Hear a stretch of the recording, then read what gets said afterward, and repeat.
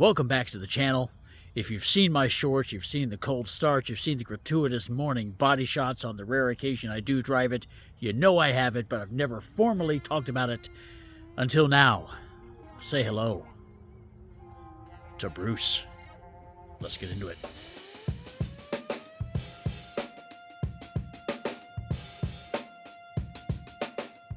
Here it is, the 2023 Camaro LT1 in the Sharkskin Metallic. You know the numbers: 6.2 liter, 455 horsepower, 455 pound-feet of torque, and it's all amazing.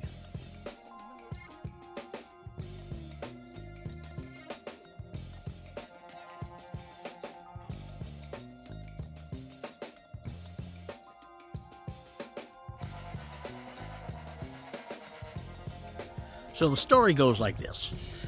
On a whim, one day I drove into a Chevy dealership, the one that I purchased my 5th gen from, and just test drove a convertible, one of the V6 convertibles, and it felt like a solid car, but I don't do convertibles.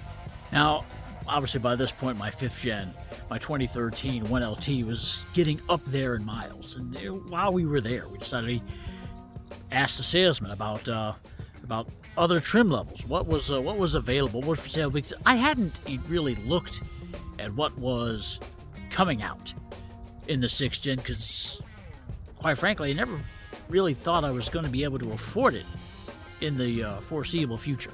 Then at the same time, if I were to get a new Camaro, I really wanted the V8.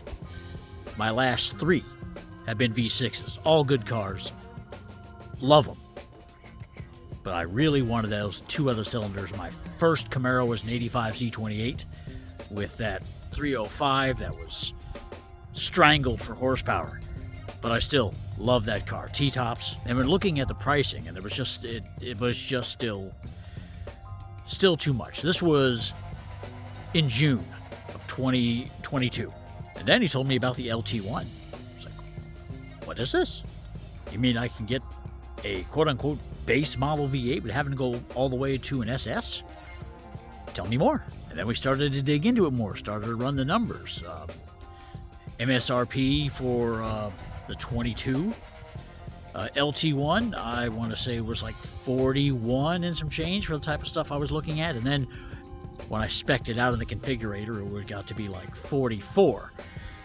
Again, I wasn't crazy about the price. You just bought a new house, paid everything else off, and I kind of liked being debt-free. And then we started discussing about the possibility at the time about the 23 potentially being the last Camaro. I had to make it happen. So I spec'd it out on the configurator and just waiting for my dealer to get an allocation. And it didn't happen. I thought that it was going to be just a couple of weeks.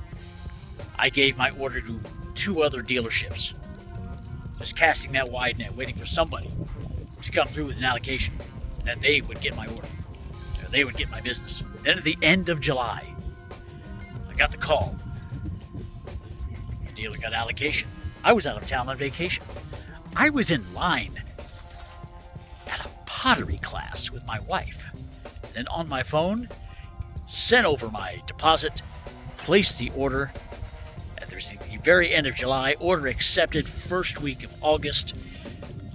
Target production week was the 8th, got a 1-week delay, vehicle was built, shipped, I had it in a total of 60 days. Then I went to pick it up, they were parking it on the outside in the Sharkskin Metallic in the evening sun. That shit sparkles. And not in a gay vampire way either. Bam! There it is. I got my black strut tower brace. I had wanted to get the GM Performance intake, but for 2023 they discontinued it. And I really only wanted it for appearance purposes anyway. It wasn't really for a horsepower gain. I could probably get... I'm looking at a Rotofab whenever the money's available. But yeah. Inside's a little dirty, so don't judge me. I opted for the red accents on the door, the red knee pads, the red seat belts.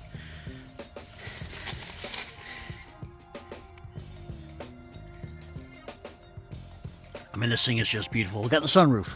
Forgot to mention I got the sunroof. Now, unfortunately, they had already driven it, so the first start I did wasn't a cold start, but that would have been fucking amazing. So I was already impressed. I was, on appearance alone, ready to sign on the dotted line. Because at this point, I still wasn't obligated to purchase it.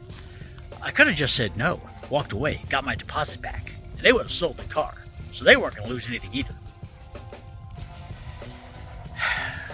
And then I drove it.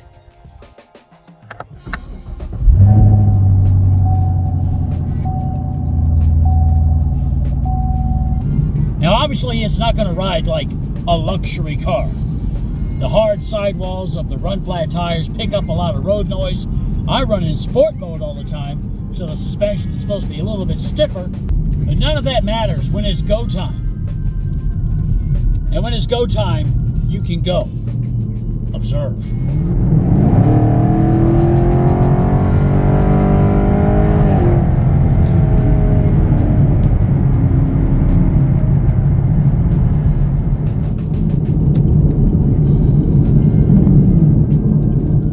This is an amazing car for the money, and I'm going to do a full review on it in later videos.